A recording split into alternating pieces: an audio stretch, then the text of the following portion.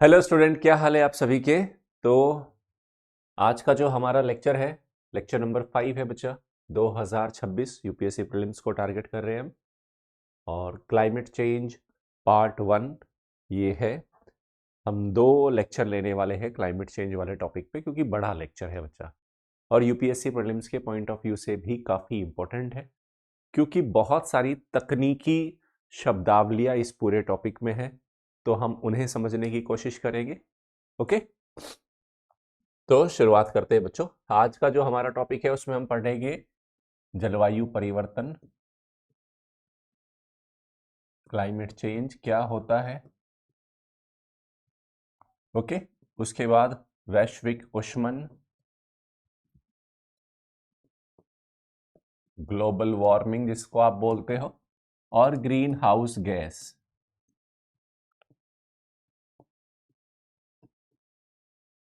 इनके बारे में हम बात करेंगे।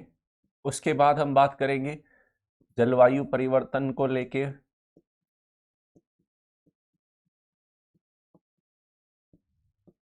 वैश्विक प्रयास क्या हुए हैं हमारे। ओके, इन्हीं वैश्विक प्रयासों के अंदर हम बात करेंगे रियो अर्थ समिट 1992। उसके बाद हम बात करेंगे क्योटो प्रोटोकॉल। उसके बाद हम बात करेंगे Paris climate agreement.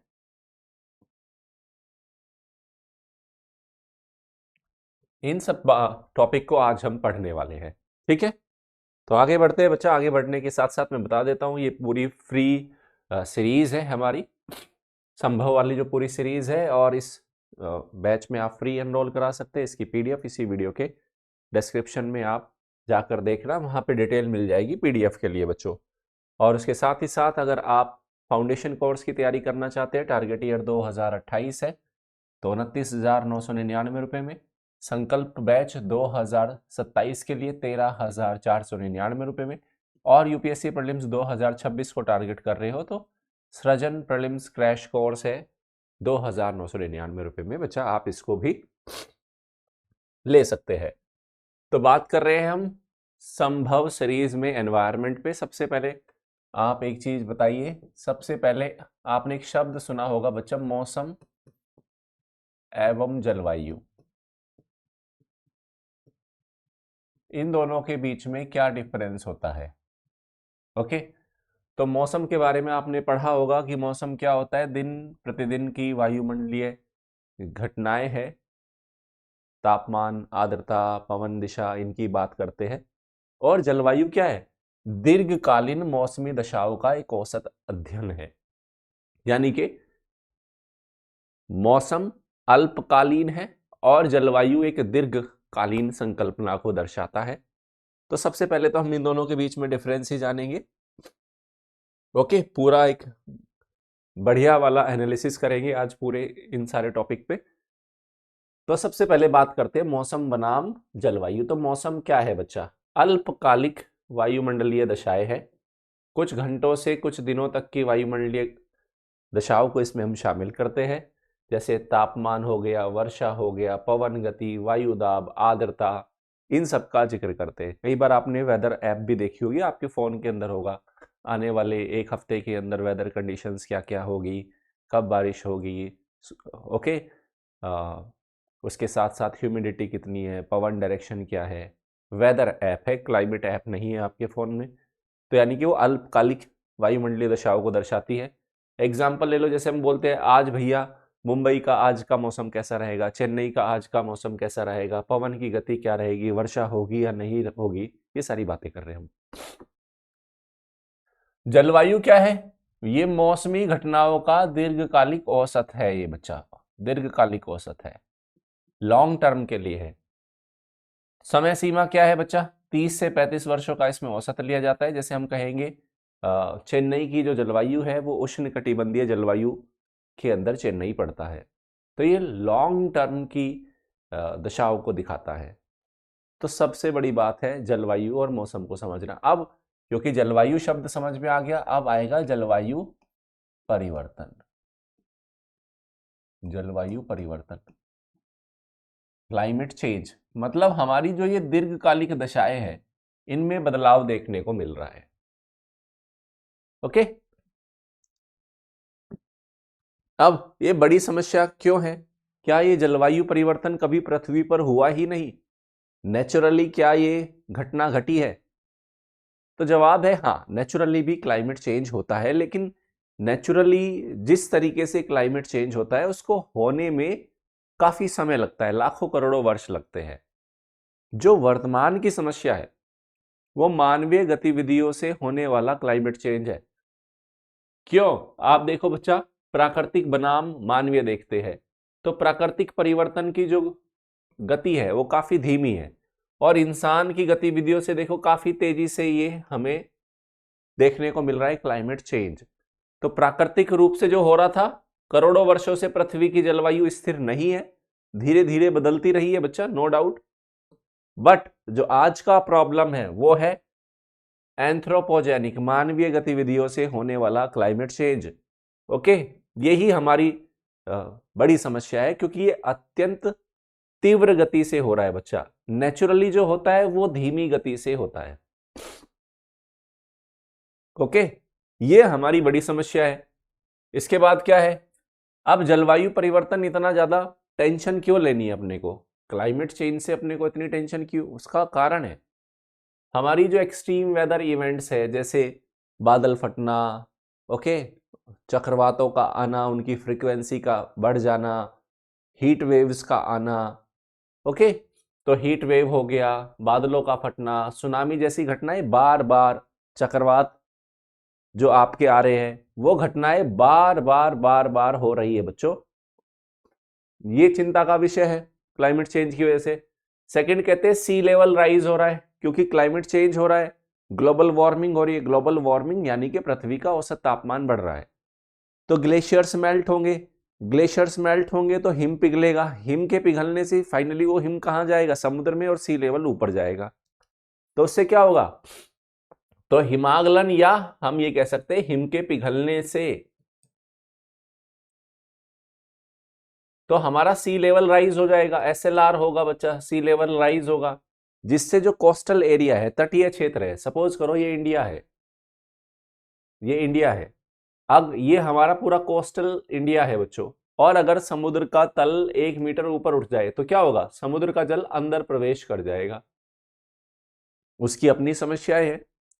Coastal area पे हमारे बहुत सारे लोग रहते हैं, सेटलमेंट है, इकोनॉमिक एक्टिविटीज है, मृदा है हमारी उपजाऊ, उसका क्षरण हो जाएगा। जो स्वच्छ जल के संसाधन है उनका क्षरण हो जाएगा। ओके, और कह रहा है कुछ स्थानों पर, कुछ क्षेत्रों में वाष्पीकरण से स्तर में भी कमी आई है। सी लेवल कहीं बढ़ेगा तो कहीं कम होने को भी देखने को मिल सकता है। फिर कहता है वर्षा का प्रतिरूप जो है वो बदल सकता है। जैसे आप लगातार देख रहे होगे, जिन क्षेत्रों में सूखा होता था वहां ज्यादा वर्षा देखने को मिल रही है। ओके, और जहां सामान्य वर्षा होती थी वहां सूखे की दशाएं आ रही है, यानी कि पूरा पैटर्न ही चेंज हो रहा है।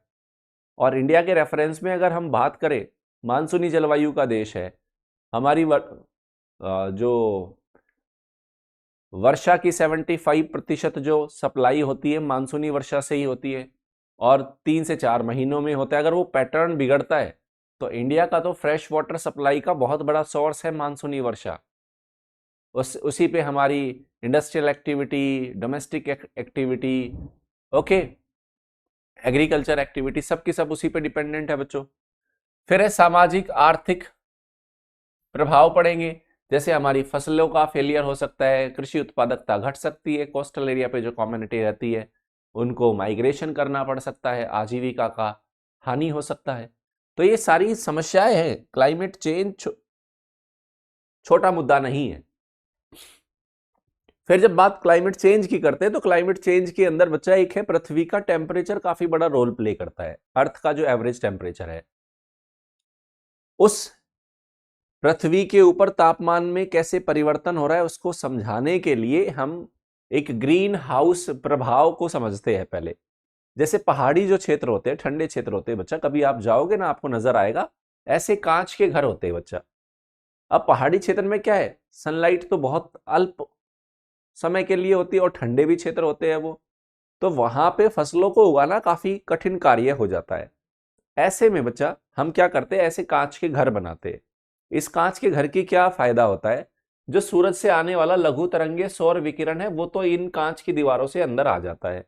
अंदर हमारा खेत है, इसमें हम खेती कर लेते हैं।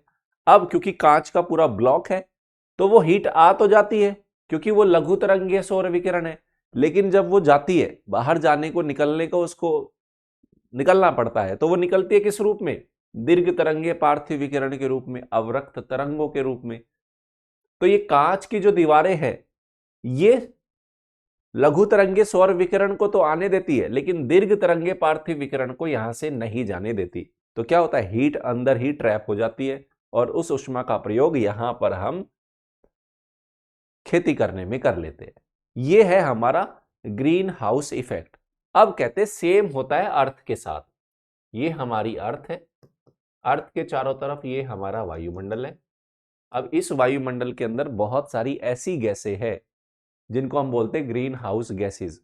जो वो गैसेस क्या करती है, सूरज से आने वाले लघु तरंगीय सौर विकिरण को तो आने देती है लेकिन दीर्घ तरंगीय पार्थिव जो विकिरण है उसको रोकती है। ओके, तो ये काम कौन कर रही है, हमारी बहुत सारी जो गैसेस है, बहुत सारी हमारी वायुमंडल के अंदर जो गैसेस है, तो ये क्या है, हमारी ग्रीन हाउस गैसेस है। तो जो पहाड़ी क्षेत्रों में कांच का घर जो काम कर रहा है, हमारे वायुमंडल के लिए सेम काम ये ग्रीन हाउस गैसेस कर रही है। ओके, तभी हम बोलते हैं ग्रीन हाउस गैसेस का उत्सर्जन अगर ज्यादा होगा तो पृथ्वी गर्म होना शुरू हो जाएगी, और गर्म होना शुरू हो जाएगी तो अर्थ की क्लाइमेट चेंज होना शुरू हो जाएगी। तो ये कांच का घर का प्रभाव ये मैंने आपको समझा दिया। ठीक है, तो इसी तरीके से क्या होगा, पृथ्वी में भी, पृथ्वी के वायुमंडल में भी green house gases same role play कर रही है। इनको जानते और समझते हैं अब। तो अब आप ये सोचोगे कि ये ग्रीन हाउस गैसेस, अब प्रश्न ये उठता है कि जो ये ग्रीन हाउस गैसेस की हम बात कर रहे हैं, ये ग्रीन हाउस गैसेस ये हमारे वायुमंडल के लिए, पृथ्वी के लिए एक रक्षक है या विनाशक है। तो देखो, अगर ये ग्रीन हाउस गैसेस ना होती बच्चा, पृथ्वी बहुत बिल्कुल ठंडी बर्फ का गोला बन चुकी होती। पृथ्वी का टेम्परेचर हो सकता है -19 डिग्री सेल्सियस चला जाता। क्यों? इन ग्रीन हाउस गैसेस ने ही क्या किया बच्चा, पृथ्वी को गर्म रखने में मदद किया। लेकिन अगर इनकी मात्रा ज्यादा हो जाए, है ना, मात्रा ज्यादा हो जाए, एक सर्टेन लिमिट से ज्यादा हो जाए, तब ये हानिकारक हो जाती है। तो इन्हीं ग्रीन हाउस गैसेस ने पृथ्वी को एक बर्फीला ग्रह बनने से रोका है, और पृथ्वी का जो औसत तापमान है 15 डिग्री से 16 डिग्री सेल्सियस जीवन योग्य बनाया है इस पृथ्वी को। अब क्या होगा, मानवीय हस्तक्षेप के कारण क्या हो रहा है बच्चा, ज्यादा टेम्परेचर बढ़ता जा रहा है। ये एक बड़ी समस्या है। ग्रीन हाउस गैसेस का होना पृथ्वी के लिए बहुत ज्यादा जरूरी है, लेकिन एक सर्टेन लिमिट से ज्यादा होना हार्मफुल है। तो कहते हैं ये गैसें पृथ्वी का औसत तापमान 15 से 16 डिग्री सेल्सियस बनाए रखती है। इसके अभाव में, किनके, ग्रीन हाउस गैसेस के अभाव में पृथ्वी क्या हो जाती, जम जाती। अब समस्या क्या है, मानवीय गतिविधियों से इनका कंसंट्रेशन खतरनाक स्तर पर बढ़ रहा है। हमारी ऐसी गतिविधियां है, ह्यूमन एक्टिविटी, जिससे ज्यादा ग्रीन हाउस गैसेस का एमिशन हो रहा है। चले,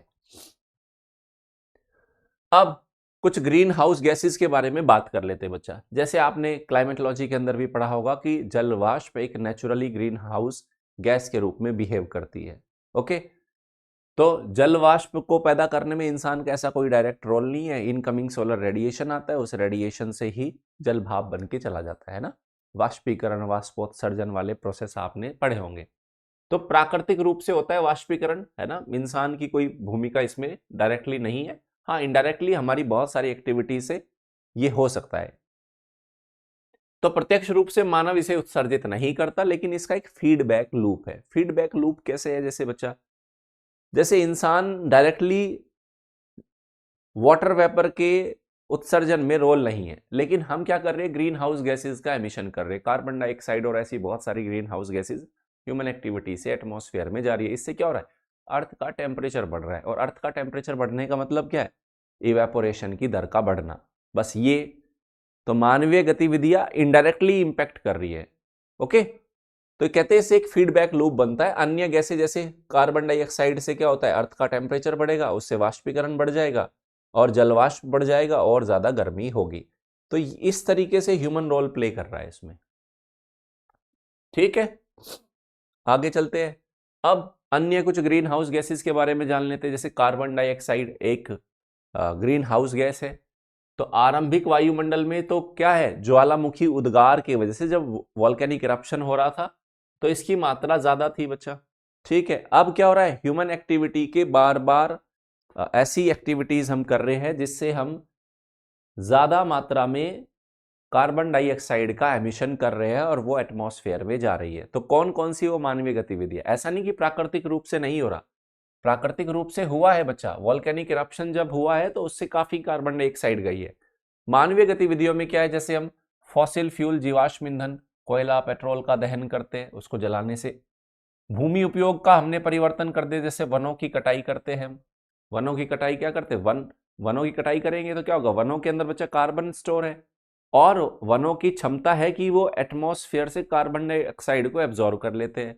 और फिर मृदा के अंदर भी कार्बन काफी मात्रा में स्टोर रहती है, और अगर हम उसको कट कर देते हैं तो अगेन क्या होगा, जो उनके अंदर स्टोर कार्बन है एक तो वो भी रिलीज होगी, और दूसरा क्या है, उनकी जो क्षमता है, जो क्षमता है किसको, कार्बन डाइऑक्साइड को अवशोषित करने की, उसमें भी कमी आ गई। उसके बाद हमारा जैसे सीमेंट इंडस्ट्री और धातु इंडस्ट्री है, इससे भी कार्बन डाइऑक्साइड का एमिशन होता है।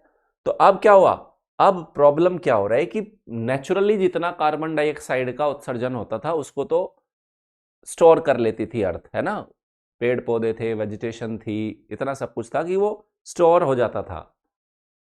एक उसकी सांद्रता कंसंट्रेशन ज्यादा नहीं हो पाती थी। अब ह्यूमन एक्टिविटी से हमने इतना ज्यादा एमिशन करना शुरू कर दिया ना, नेचर की जो प्राकृतिक उसको अवशोषण क्षमता है उससे ज्यादा हो गया, तब बड़ी समस्या पैदा हो गई हमारे सामने। ये है समस्या पूरी। आई बात समझ में? चलो, फिर आती है बच्चा मीथेन, एक और हमारी ग्रीन हाउस गैस है। मीथेन के बारे में तो बहुत सारे स्रोतों से निकलते हैं बच्चा। जैविक स्रोत क्या है इसके, धान की खेती से, पशुपालन जुगाली करने वाले जो जीव है उनसे, दीमक है और आर्द्र भूमियां है। ये जैविक स्रोत है किसके, मीथेन के। इंडस्ट्रियल एक्टिविटी और वेस्ट से निकलते हैं बच्चा, जैसे कचरा भराव वाले जो क्षेत्र है आपके, जहां पे जाके आप कचरे को डंप करते हो, लैंडफिल साइट से कच्चे तेल के उत्पादन में आपकी मीथेन रिलीज होती है। फिर एक और बड़ा खतरा है बच्चा, मीथेन हाइड्रेट, है ना, इस पे यूपीएससी क्वेश्चन पूछ सकता है। एक तरह का ये टाइम बॉम्ब है। मीथेन हाइड्रेट बेसिकली क्या है, उच्च दाब और कम तापमान की दशाओं में, उच्च दाब हाई प्रेशर और लो टेम्परेचर की दशाओं में क्या करता है कि जो मीथेन है ना, अर्थ के ऊपर आइस के अंदर ट्रैप है बच्चा। आइस मतलब बर्फ के अंदर स्टोर है।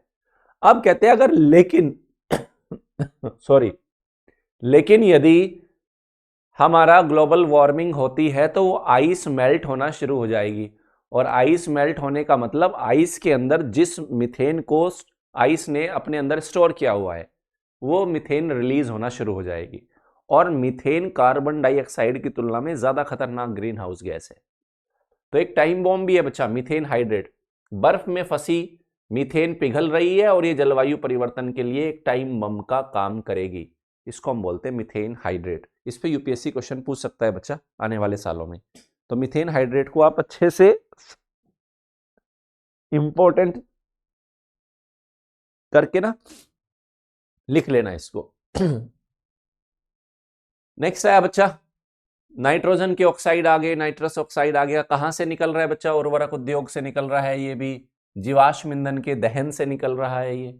ओके, उसके बाद आ गया फ्लोरिनेटेड गैसेज आ गया, हाइड्रोफ्लोरोकार्बन, परफ्लोरोकार्बन, सल्फर हेक्साफ्लोराइड है। अब कहते हैं ये जो फ्लोरिनेटेड गैसेज है इनका कोई प्राकृतिक स्रोत नहीं है, हम इंसानों ने ही इनको एटमॉस्फेयर में भेजा है। रेफ्रिजरेटर में यूज करते हैं, एरोसॉल में, इलेक्ट्रॉनिक इंडस्ट्रीज में यूज करते हैं, विशेषता क्या है इनका? फ्लोरिनेटेड गैसेज है, जो हाइड्रोफ्लोरोकार्बन, परफ्लोरोकार्बन, सल्फर हेक्साफ्लोराइड है। इससे हो क्या रहा है बच्चा? कहते हैं CO2 की तुलना में हजारों गुना ज्यादा शक्तिशाली है ग्रीन हाउस इफेक्ट पैदा करने के लिए। ठीक हुआ? फिर एक होता है बच्चा ग्लोबल वार्मिंग पोटेंशियल, GWP।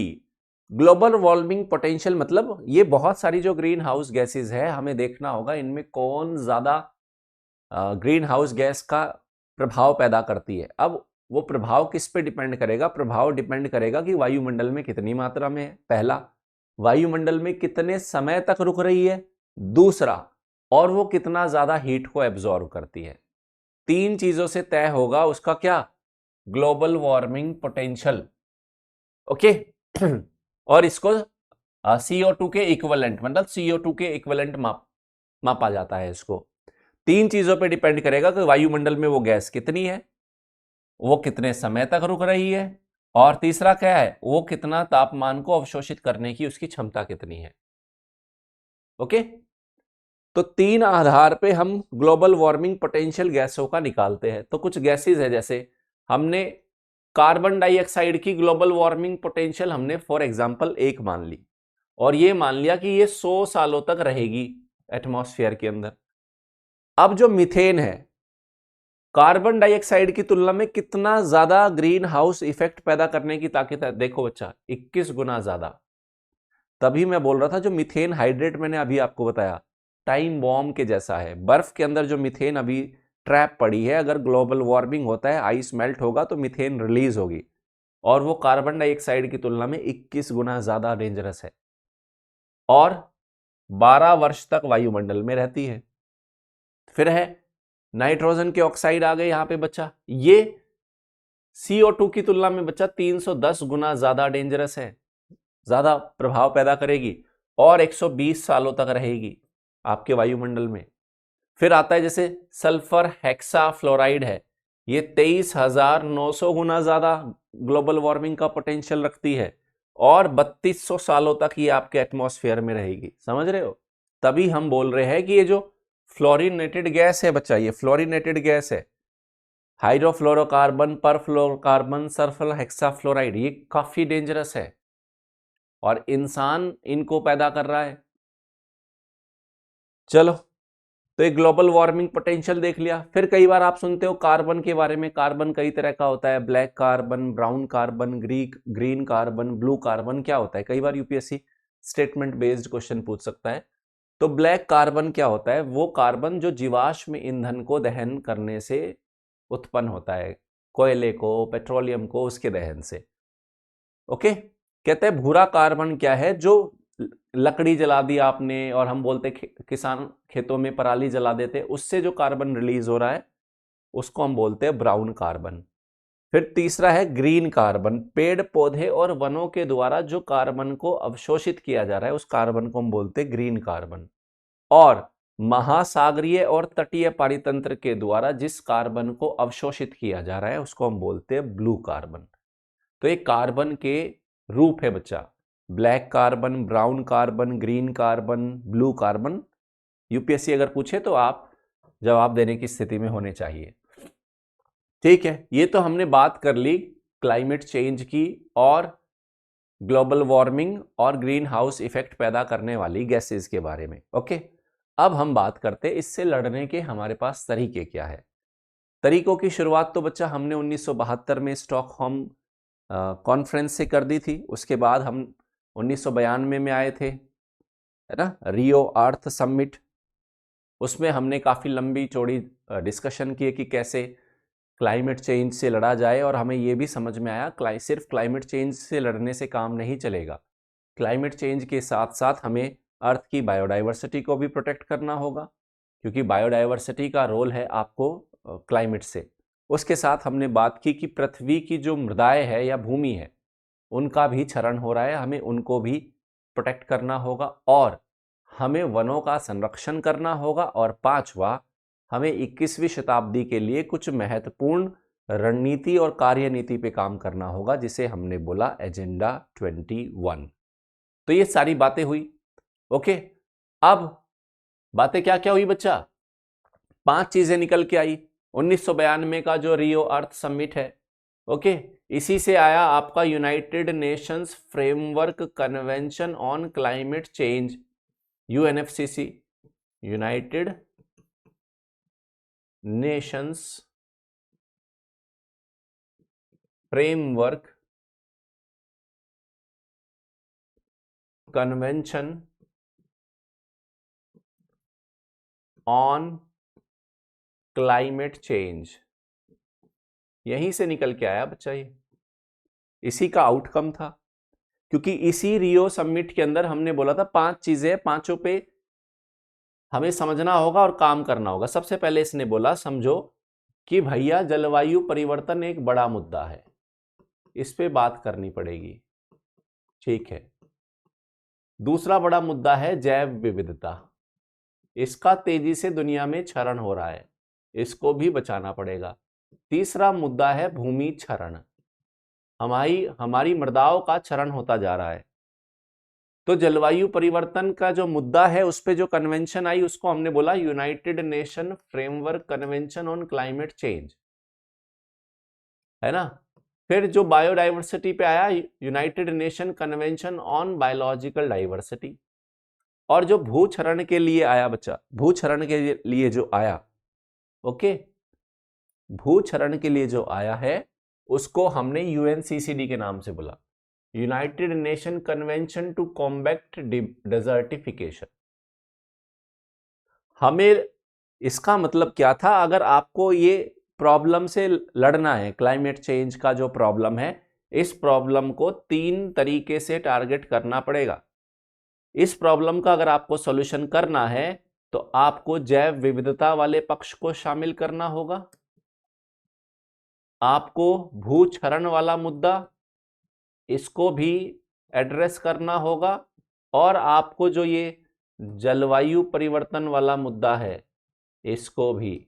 अगर आप तीनों को एक साथ टारगेट कर गए तो हाँ, हम समस्या पे प्रभावी नियंत्रण स्थापित कर पाएंगे, ओके। तो इन तीनों की बात हुई।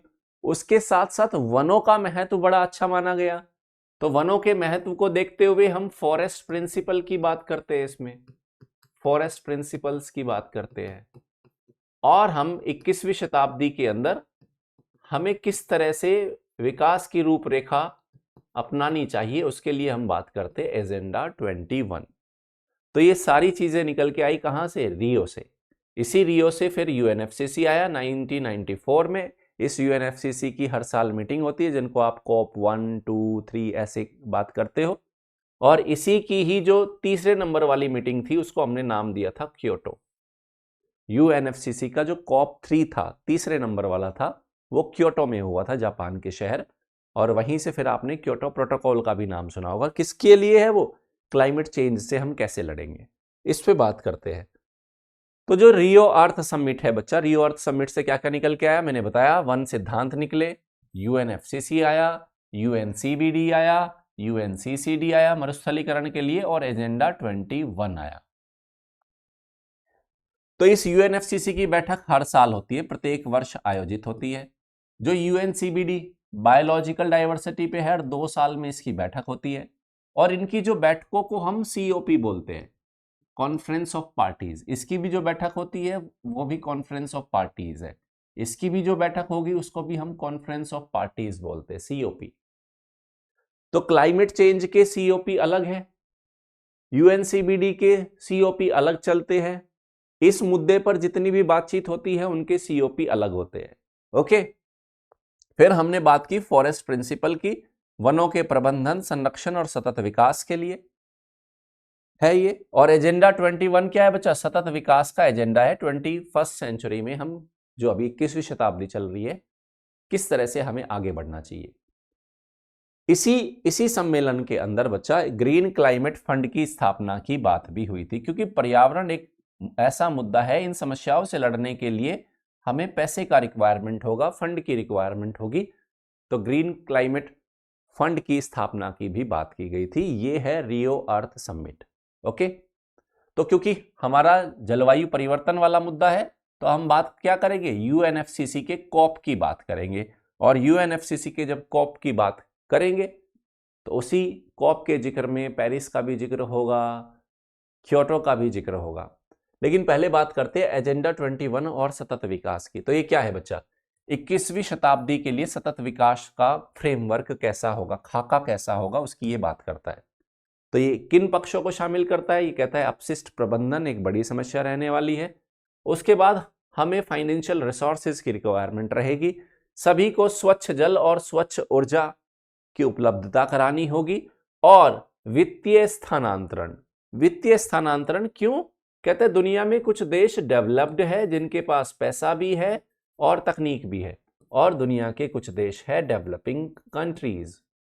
तो क्या है, इनके पास पैसा है तो इनको अपने पैसे को इधर ट्रांसफर किया जाए, इस ताकि हम इस क्लाइमेट चेंज की प्रॉब्लम से लड़ सके। अब ये अमीर देश इन विकासशील देशों को पैसा क्यों देंगे, क्योंकि ये माना गया है कि जो आज ये क्लाइमेट चेंज का प्रॉब्लम है ये आज का प्रॉब्लम नहीं है, ये तो औद्योगिक क्रांति जब शुरू हो गई थी तब से ही चल रहा है।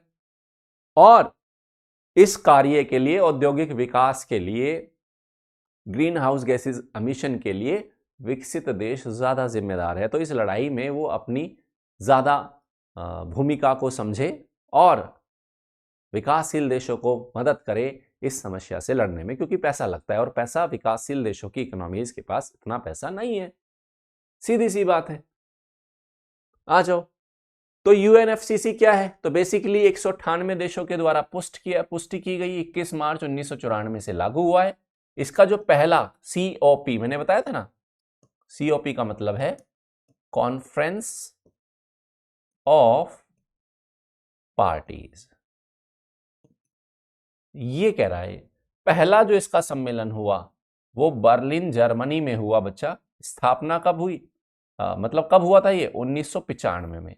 198 देश इसमें शामिल हुए थे। ओके, अब हमने क्या किया था, यह पहला सम्मेलन था जिसमें अब हमें यह मानना पड़ा, ये हमने तय किया कि ये जो 198 देश है इनको कुछ कैटेगरीज में डालना पड़ेगा।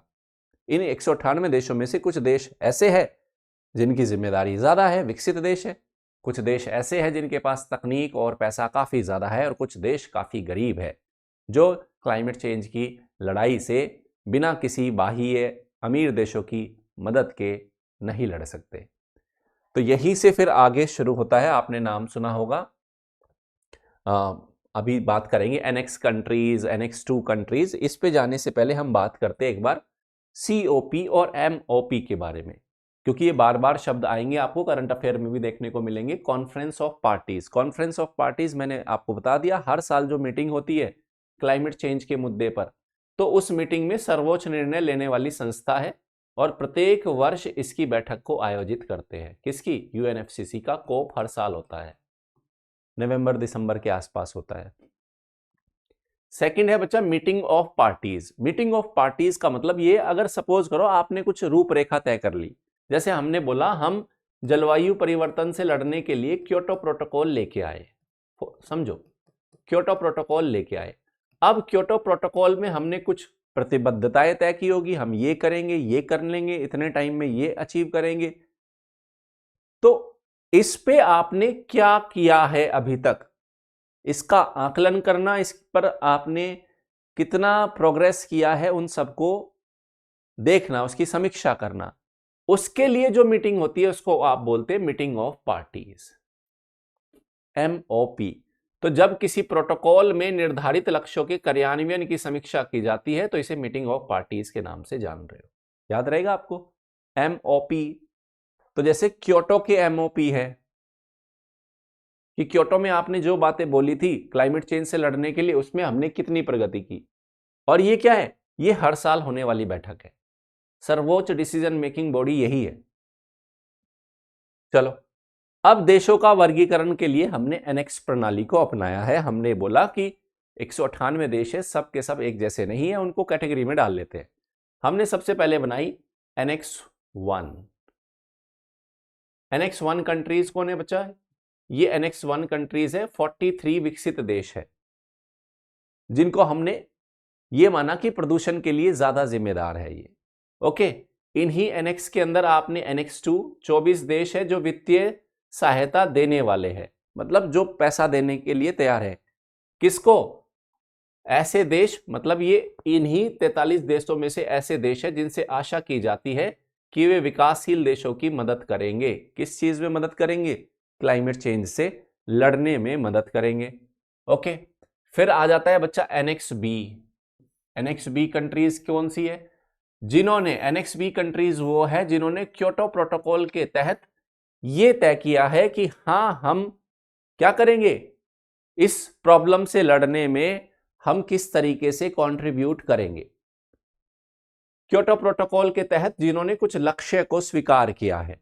ओके, तो एनेक्स 1 के ऐसे देश है, एनेक्स बी, जिन्होंने उत्सर्जन कम करने के लिए अपना कमिटमेंट दिया है कि हम इतने समय में इतना कम कमिटमेंट और उत्सर्जन कर लेंगे।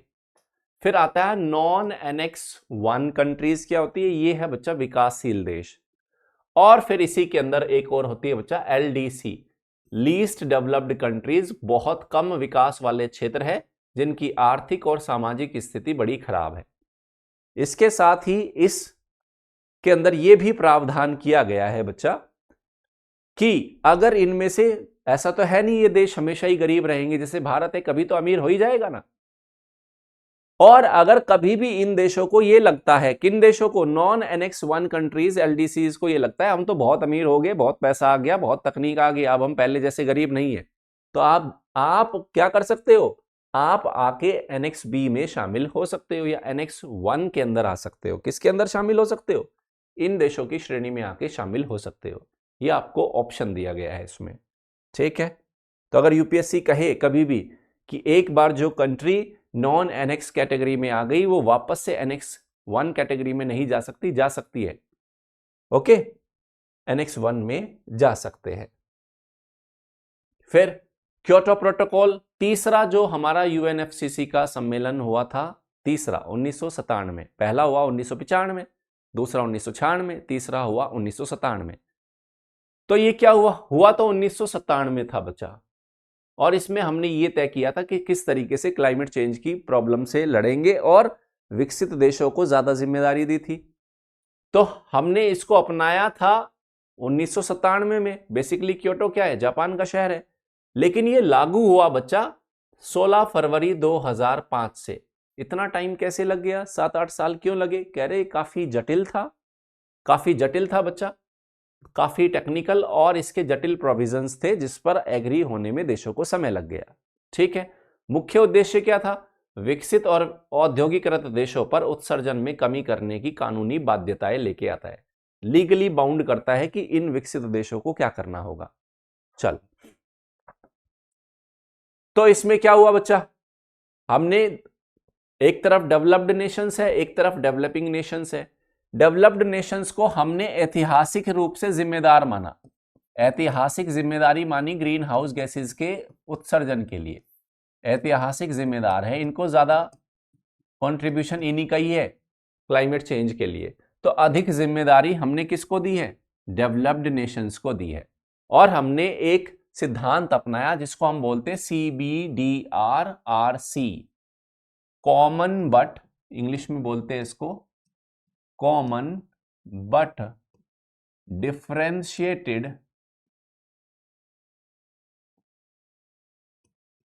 responsibilities and respective capabilities।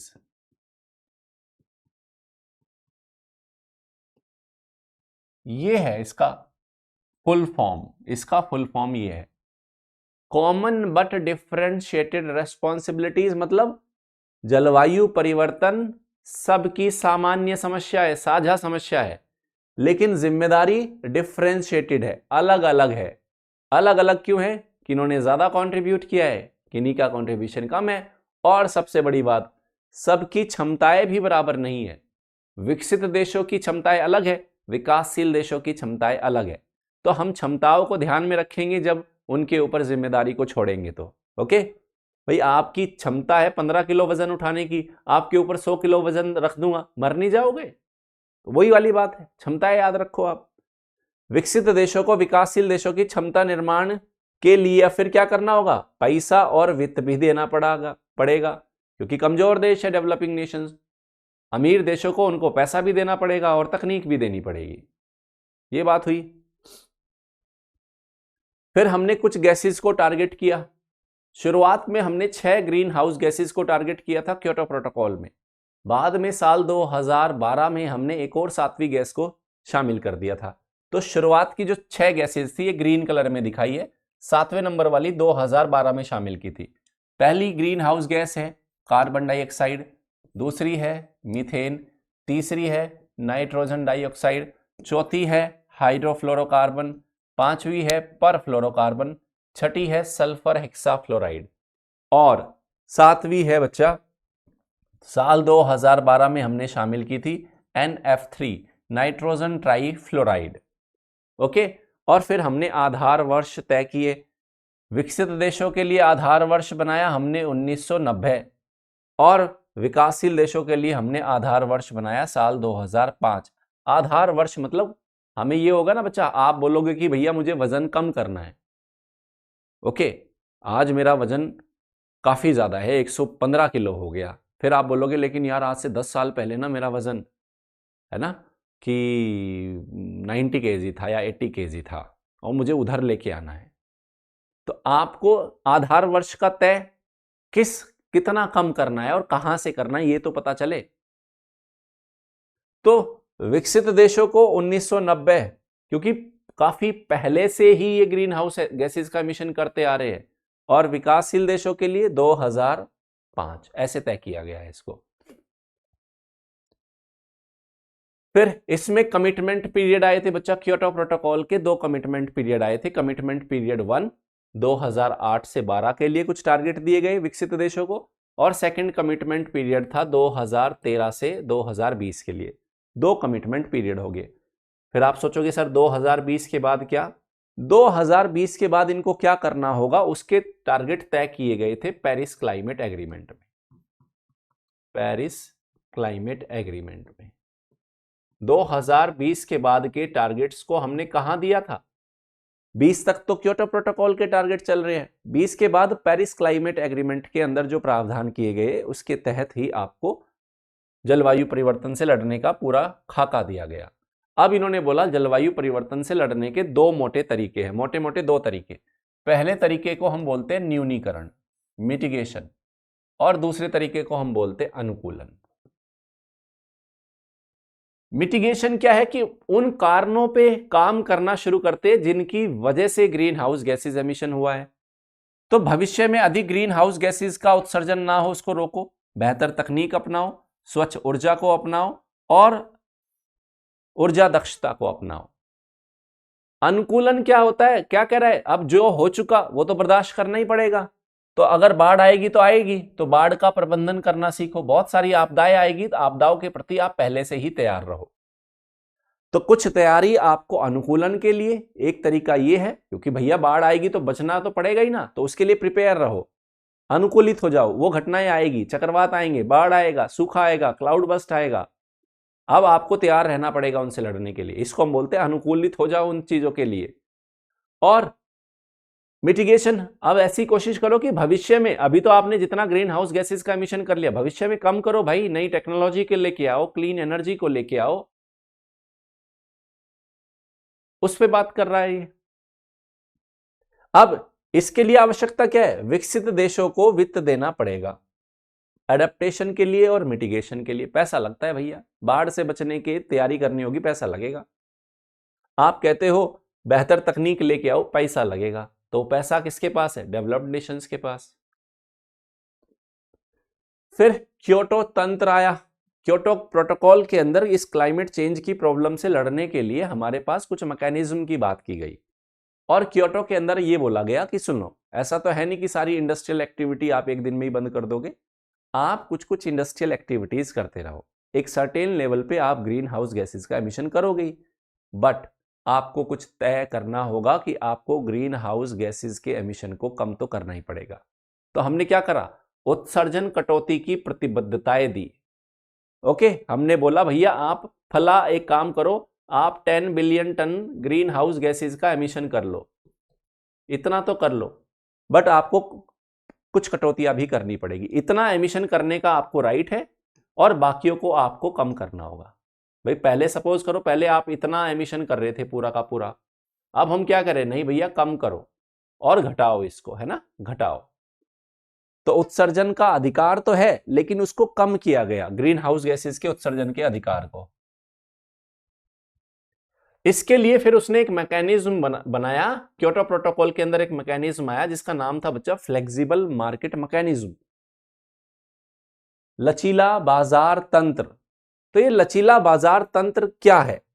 Okay, इस पे जाने से पहले मैं आपको बता देता हूं, क्योटो प्रोटोकॉल के अंदर देशों को यह बोला गया, जैसे फ्रांस है ग्रीन हाउस गैसेस का एमिशन कर रहा है, तो उसको बोलेंगे भैया कम कर, कुछ का तो एमिशन कर लो लेकिन आपको कुछ कटौती करनी होगी। और कटौती दो जगह से, दो तरह के हिस्से दिए कटौती में। उन्होंने बोला आप अपने देश में बड़े स्तर पर कटौती करोगे और उस कटौती का कुछ हिस्सा आप देश के बाहर भी कर सकते हो। देश के बाहर मतलब भाई सपोज करो अफ्रीका का कोई देश है, बहुत ज्यादा ग्रीन हाउस गैस का एमिशन कर रहा है, तो हम फ्रांस वाला क्या करेगा, अफ्रीका के इस देश को ग्रीन हाउस गैसेस के एमिशन में कमी करने में मदद करेगा। और उस मदद से क्या होगा, वहां जो उसने ग्रीन हाउस गैसेस के एमिशन को कम करने में मदद की, उसमें हम फ्रांस की भूमिका को मानेंगे, ठीक है, और ये मानेंगे कि हां ये फ्रांस ने अपनी उत्सर्जन की कटौती की है। तो ये कुछ देश से बाहर करनी है और एक बड़ा हिस्सा देश के अंदर ही करना है कम। तो फ्लेक्सिबल मार्केट मैकेनिज्म के अंदर बच्चा 3 मैकेनिज्म है, ज्वाइंट इंप्लीमेंटेशन पहला, स्वच्छ विकास तंत्र दूसरा, और तीसरा है उत्सर्जन व्यापार।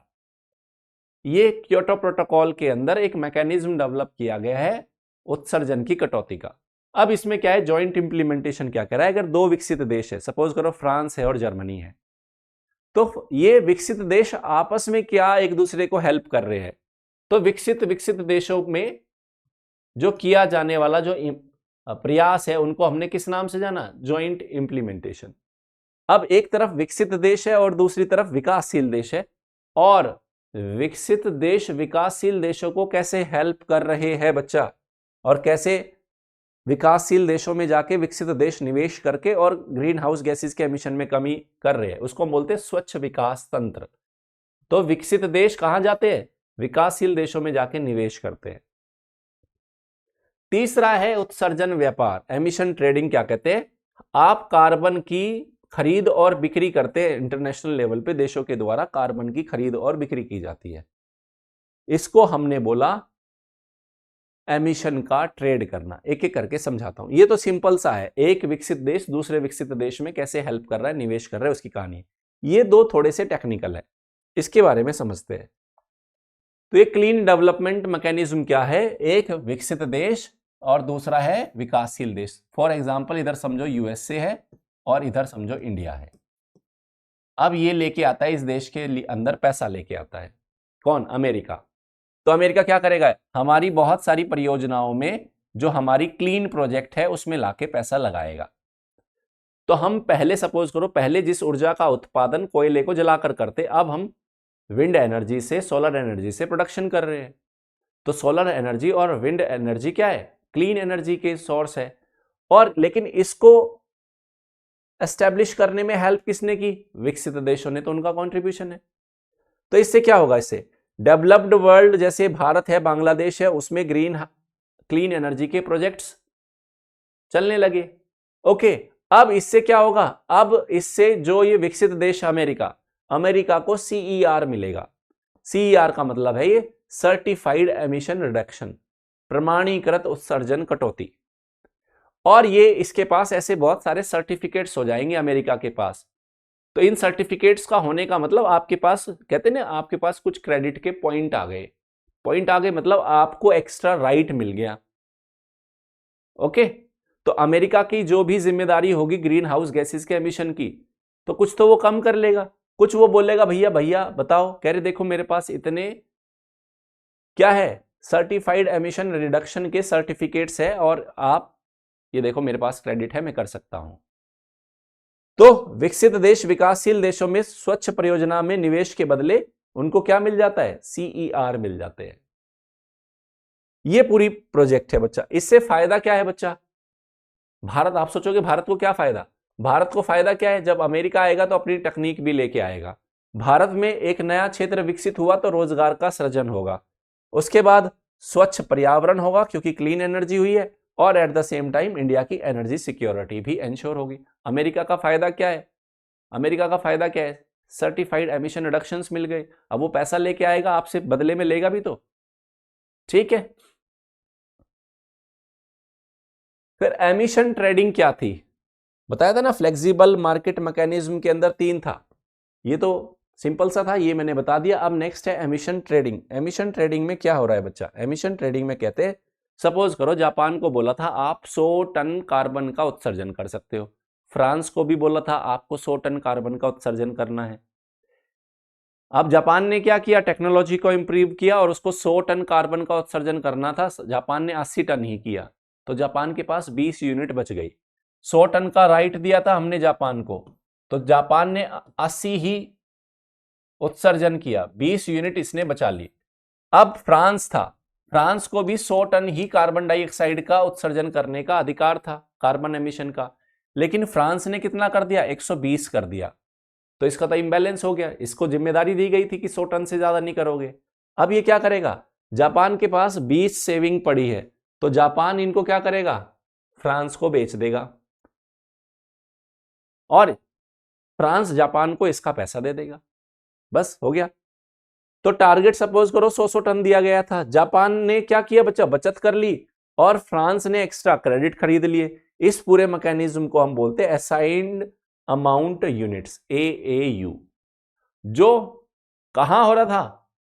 क्लीन डेवलपमेंट मैकेनिज्म के अंदर। हमने उसको क्या बोला था बच्चा? उसके लिए हमने बोला था CER, सर्टिफाइड एमिशन रिडक्शन का नाम दिया था। यहां जो हो रहा है, ट्रेडिंग हो रही है, इस ट्रेडिंग को हमने असाइन्ड अमाउंट यूनिट्स कहा। बोलिए, आ गया होगा समझ में? ठीक है, थोड़ा आगे चलते हैं यहां से। फिर एक और आर्थिक सिद्धांत, एक और सिद्धांत हमने अपनाया, वो था polluter pays principle. Polluter pays principle का मतलब है जो उत्सर्जन कर रहा है उसी को ही भुगतान करना होगा, तो प्रदूषण करता ही भुगतान करे। ठीक है, चलो। तो क्योटो प्रोटोकॉल ने कार्बन को एक कॉमोडिटी बनाकर उसकी कीमत तय कर दी। क्योटो प्रोटोकॉल की सबसे बड़ी बात क्या है? कार्बन एमिशन, है ना। उसने उसको एक पदार्थ बना दिया, एक कॉमोडिटी बना दिया, और देशों के बीच में बोला है ना, कम करो, ज्यादा करो, बेचो, खरीदो, ये सारा काम। चलिए, फिर आप कई बार सुनते हो कि पृथ्वी का एवरेज टेम्परेचर 1.5 डिग्री सेल्सियस तक हमें रोक देना चाहिए, इससे ज्यादा नहीं बढ़ना चाहिए, और मैक्सिमम 2 डिग्री सेल्सियस तक ही बढ़े। अब कह रहे इतना, मतलब इतना खतरनाक क्यों है 1.5 डिग्री सेल्सियस या 2 डिग्री सेल्सियस? उसको समझो बच्चा। अगर टेम्परेचर 1.5 डिग्री सेल्सियस बढ़ता है और अगर टेम्परेचर 2 डिग्री सेल्सियस बढ़ता है, क्या फर्क मिलेगा? कहता है, सुन लो, जो पादप प्रजाति, पृथ्वी के ऊपर जितने भी पादप प्रजाति है, 1.5 डिग्री सेल्सियस पे 8% पादप प्रजाति मर जाएगी, 2 डिग्री सेल्सियस पे 16% मर जाएगी, जस्ट डबल। टेम्परेचर 1.5 से 2 डिग्री सेल्सियस बढ़ा है, 0.5 डिग्री सेल्सियस, लेकिन प्रभाव यहां देखो पादप प्रजातियों पे जस्ट डबल हो गया। कहते हैं कीट की जो प्रजाति है 6% की हानि होगी, इधर 18% की, 3 गुना नुकसान।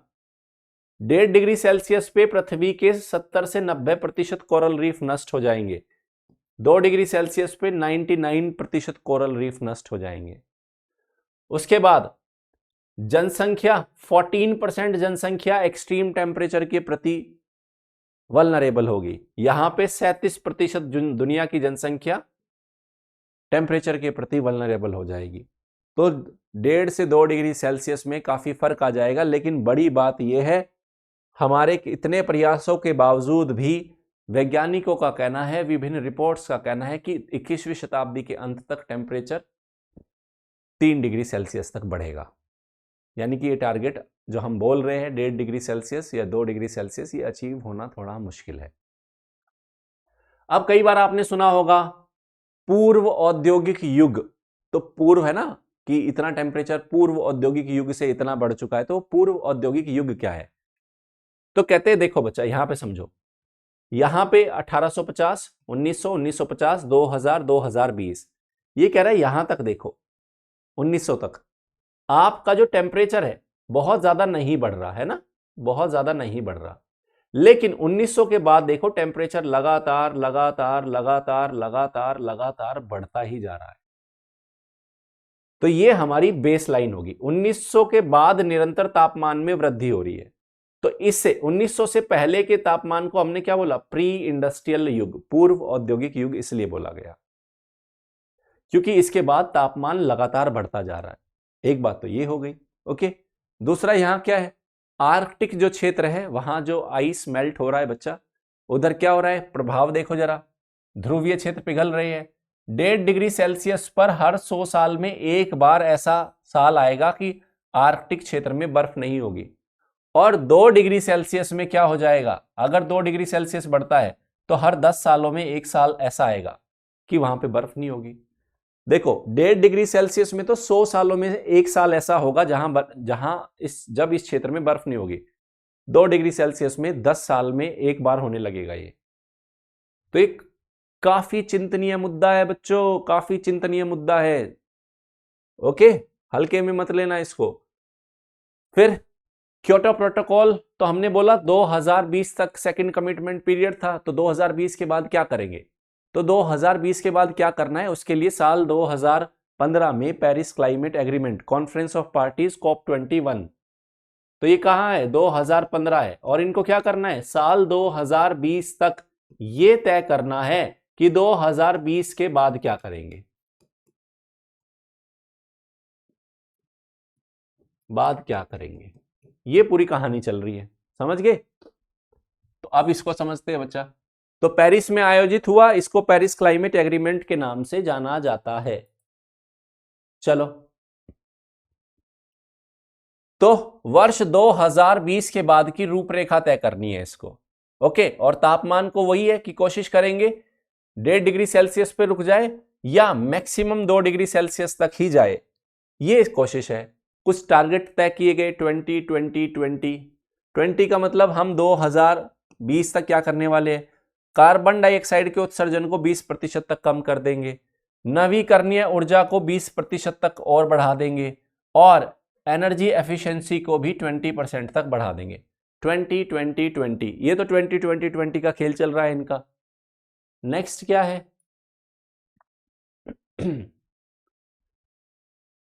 फिर क्या कहते हैं, जवाबदेही। देखो क्योटो में क्या किया गया था, टारगेट ऊपर से थोपे गए थे। अब पेरिस में क्या बोला, हर देश को बोला गया भाई बताओ कुछ तो करोगे, क्या कंट्रीब्यूट करोगे बताओ, आप खुद ही बता दो। क्योंकि ऊपर से आपके ऊपर टारगेट थोपे जाए, आप बोलोगे नहीं हम तो नहीं करने वाले, कुछ तो कंट्रीब्यूशन करना चाहते हो तो अपनी ओर से ही बता दो। तो हर देश खुद से ही राष्ट्रीय रूप से निर्धारित अंशदान, जिसको नेशनली डिटरमाइंड कंट्रीब्यूशन कहते हैं, तो प्रत्येक देश द्वारा स्वैच्छिक रूप से ग्रीन हाउस गैसेस की कटौती में योगदान दिया जाएगा। बेस लाइन ईयर क्या है, विकसित देशों के लिए 1995 बनाया गया, विकासशील देशों के लिए साल 2005। बाध्यकारी प्रकृति कैसे है, देखो क्योटो प्रोटोकॉल की तरह बाध्यकारी लक्ष्य नहीं थोपे गए, ऊपर से नहीं बताया गया कि आपको इतना एमिशन को कम करना है, लेकिन एक जिम्मेदारी दी है कि आप खुद से बताओ। देश जो एनडीसी घोषित करेंगे उनको प्राप्त करना अनिवार्य है। क्योटो में और पेरिस में एक बड़ा फर्क है, क्योटो के अंदर टारगेट ऊपर से थोपे गए थे, आपको इतना कम करना है। पेरिस के अंदर क्या बोला, ऊपर से नहीं थोप रहे, आप बोलो कितना करोगे, और जितना आपने बोल दिया उतना आपको करना ही होगा, वो उस लिहाज से बाध्यकारी है। फिर हमने बोला वर्ष 2020 के बाद प्रत्येक 5 वर्षों के अंतराल पर समीक्षा करेंगे। आज आपने जो बोला हम इतना कम करेंगे, तो हम 5 साल बाद आपको देखेंगे आपने उतना कम किया या नहीं, आपके काम की समीक्षा की जाएगी। इसके लिए एक क्या बनाया गया, एक फ्रेमवर्क बनाया गया जिसको ETF कहते हैं बच्चा, एनहेंस ट्रांसपेरेंसी फ्रेमवर्क के नाम से उसको जाना गया। फिर क्या है, इसी के अंदर LTLEDS भी आया। LTLEDS क्या है, लॉन्ग टर्म लो green house gas emission development strategies, एक वैकल्पिक और स्वैच्छिक रूप से विकल्प था कि लॉन्ग टर्म के लिए आप कैसे क्या करोगे बच्चा, लॉन्ग टर्म लो green house gas emission development strategies इसका भी इसमें जिक्र किया गया। तो अभी कभी आपसे पूछ ले LTLEDS क्या है, तो ये स्वैच्छिक और वैकल्पिक योजना है, अपनी मर्जी से आप लॉन्ग टर्म में कैसे कम करने वाले हो उसकी बातें कर रहा है।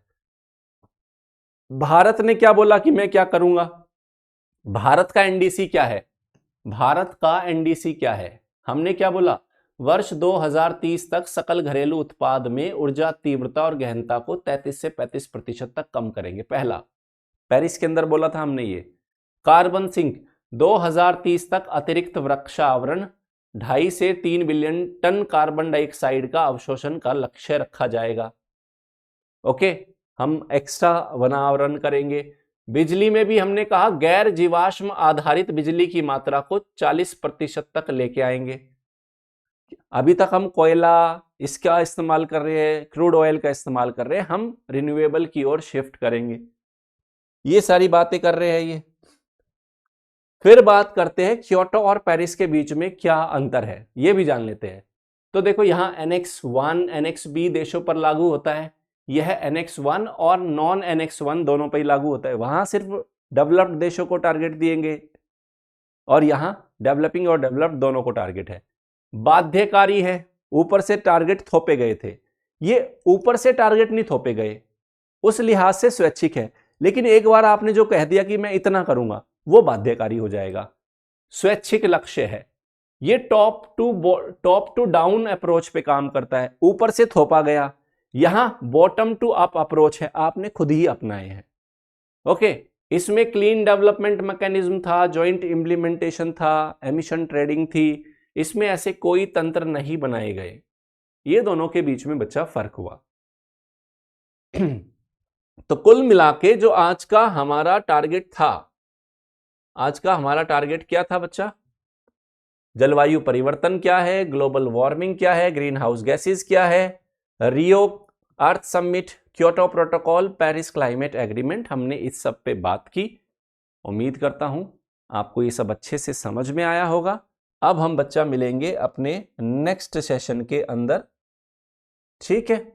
इसका पार्ट 2 हम डिस्कस करेंगे नेक्स्ट क्लास के अंदर। अपना ख्याल रखना, बाय बाय, टेक केयर।